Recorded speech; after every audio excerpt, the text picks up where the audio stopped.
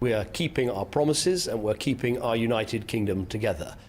À l'étranger, concrétiser ses promesses tout en conservant le Royaume-Uni, pour David Cameron, c'est mission accomplie. Le Premier ministre britannique avait promis aux Écossais plus de pouvoir s'ils votaient non au référendum. Raymond, vous étiez à Édimbourg lors de ce référendum, justement. Cette promesse de plus de pouvoir, ça a beaucoup joué. Alors là, Londres tient parole, mais en partie seulement. Oui, vous vous en souvenez, dans les derniers jours de la campagne, ces promesses-là avaient fait que le oui avait atteint un plateau dont il n'a pas bougé, puis finalement, c'est le non qui l'a emporté. Après, on a créé une commission Smith, pour faire des propositions de changement.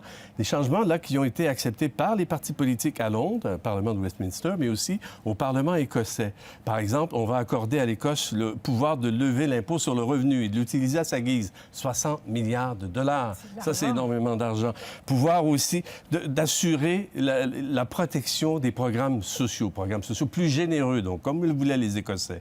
Et troisièmement, contrôle de la législation électorale, par exemple, accorder le droit de vote aux jeunes de 16 ans, comme on l'a fait durant le référendum, là. Donc, c'est considérable, n'empêche que ça fait des mécontents un peu des deux côtés, en fait. Bien, Nicola Sturgeon, là, qui a pris la tête maintenant du SNP, le Parti indépendantiste au pouvoir, dit, elle, bah, c'est bien, plus de pouvoir, mais l'indépendance, c'est beaucoup mieux. En général, dans la presse britannique, on s'inquiète aussi du fait que les autres composantes du Royaume-Uni, Pays de Galles, Irlande du Nord, l'Angleterre, eux, voient ça arriver, ils vont dire, bien, nous aussi, on veut la même chose.